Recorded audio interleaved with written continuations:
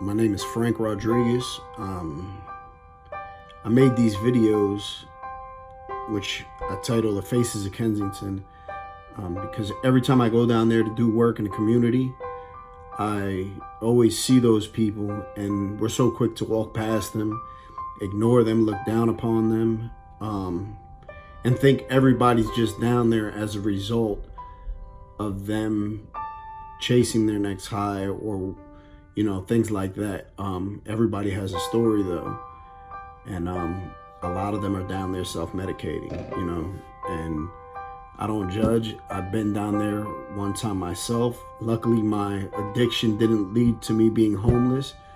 It easily could have, and if I pick back up, it could lead me there right now. I could lose everything I got right now, everything I've worked so hard to obtain.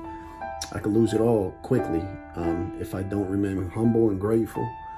So that's what made me decide to make this little docu-series, I guess. This is the first one. We got, I got a decent amount of interviews, and a lot of these people are so eager to talk because they don't want to see other people repeat the mistakes that they made themselves. So on our last trip to Kensington, while I was cutting hair, I had a woman who's a volunteer with us pull me to the side, and she said, "I got two people that I would like you to cut their hair, and I'd like you to speak to them." So I said, "Sure, bring them over." And she brought them over, and I seen they look young, and I asked her, I said, "How old are they?" She said the female's 15, the male is 14. I was shocked. I was taken aback. I didn't really know what to say. I took my daughters out there with me that day to help volunteer. They're twins and they're 13 years old. So those children were both a year and 2 years older than my daughters that were out there volunteering that day. Both of those, the 14 and the 15-year-old male and female, were homeless. They were living in an abandoned building and hustling to get by. The male was addicted to K2, which is a big problem in Philly right now. It's pretty much just as big of a problem as heroin and fentanyl. And when I pulled them to the side and I began to talk to them, I found that I had absolutely no idea what to say. What am I supposed to say to a 14 and a 15-year-old child who on a daily basis are experiencing stuff that no 14 or 15-year-old child should have to experience? I found that for once, I didn't know what to ask. I didn't know what information to give. I didn't know what words of encouragement to give. I stepped aside and I prayed by myself, and I came back and I gave them both haircuts. And as I was giving them haircuts, I was asking them a little bit about their story, how they found themselves together, their boyfriend and girlfriend. They told me they met in placement. They were in placement and they ended up running away from the placement. Placement is a place where juveniles go when they get in trouble. They met in school and they ended up, becoming boyfriend and girlfriend, and ended up running away from the placement. They have absolutely no contact with their family. Both of them expressed that their family members don't care for them, don't like them. And I said, "Y'all got a bed to sleep on or anything?" And they said they sleep on crates. They sleep on crates in an abandoned building. Let me tell you, I've interviewed and I've interacted with a lot of people in my journey, not only through Morals Over Money and giving back to communities, but throughout life, in a penitentiary, in the streets. And this one affected me probably just as much as any of the other stories that I've heard. I found myself as I was cutting their hair, I found myself fighting back tears. because they're children, they're innocent. Where along the lines did their parents fail them, right? I found myself thinking that. How many times have they been failed by somebody that told them, I love you?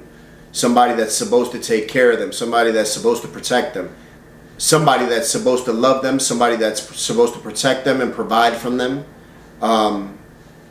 Somebody failed them along the way horribly and had to fail them numerous times in order for them to end up being homeless.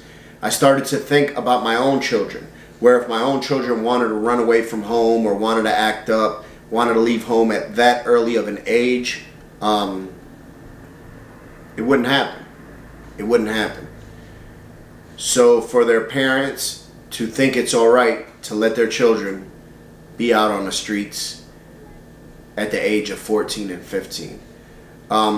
So bad, I wanted to just tell them, get in the car and come home with us. So that at least I would know they'd be safe. And then sort of figure out things on the way home. Or in the meantime. And, you know, that just wasn't something that they wanted to do. It's sad. It's extremely sad. This is one of the hardest things I've experienced. I asked them to do interviews, and the young man, he didn't want to. The young woman, she wanted to. This is her story. This is a small part of her story. I ask you to keep in mind that this is a child. She's 15 years old. And it's sad just to see the innocence in her. And to realize that a lot of times when we find ourselves in the midst and grips of addiction and being out in the streets and being homeless, a lot of times as adults we have a huge part to play in that. But for a child, no matter what they do, they don't deserve that. They don't deserve that, man. And I thank you for watching. I hope you enjoy. And I ask you to say a prayer for them. You know, if you pray, say a prayer for them, man. And if you're a parent, just imagine this being your child. Maybe you need to show this to your child also. I thank you. Oh, look, these, yes! Frank, oh, you ready? She look good, right? Yes! Look, I'm jumping in. You still in one. Got you. Look, yes, she looks beautiful. She does. Yes, you better rock that hairstyle, boo. All right. What's your name? Labrea. Labrea. How old are you, Labrea? 15. 15. All right. Nice smile. So, where are you from? Frankfurt. Frankfurt. All right. How long you been out here? 7 months. 7 months. How you end up out here? Placement issues, family, stuff like that. Okay. And where do you stay at? Up Bando around the corner. Okay. And what did you do over the winter time, like to keep warm and stuff like that? Well, I tried to cuddle up next to my boyfriend, but if that don't work, I would literally just sit down on Frankfurt term benches and just shiver. I barely kept warm. What do y'all do for money and stuff? Trap most of the time. What type of stuff y'all see out here? Drug exchanges, people shooting up, needles all over the floor. What was the last grade you finished in school? 9th. 9th grade? Would you like to go back to school? Yeah. Yeah. Do you have a favorite subject in school or anything like that? Reading. Reading? Okay. And where'd you go to school at? I went to a placement school called SKD. It's up in Bensalem. Okay, up in Bensalem. All right. And so you're 15 now. You have friends and family that are around your same age. What are they doing? You know? They don't like me half the time. No. Do you? So you keep in contact with any of your family? I try to keep in contact with my mom, but she argues with me about everything, so it barely works. Okay. And what's the worst type of stuff you've seen out here? You see like a lot of violence and stuff like that? Yeah, just the other day I was down my hood and somebody got his face blown off. And what happened? Somebody got his face blown off. Okay, yeah, see, that's not good. How does that stuff affect you when you see stuff like that? I be scared out of my mind. Yeah, But it's like, since I'm my age, I barely can do anything about it. yeah. Now, what type of stuff you like to do? I usually spend my days reading, but if I'm not reading somewhere, I'm out there trying to make money. Okay.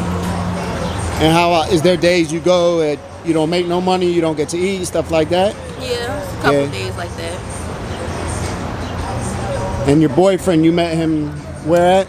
And placement, How old is he? 14. He's 14. And y'all both just out here surviving, doing what you got to do, right? Yeah. Well, I thank you for talking to me.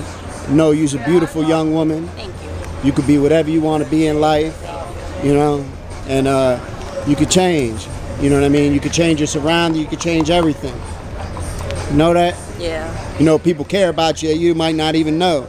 Yeah. People that don't even know you care about you. I know. All right, sister? All right. Thank you.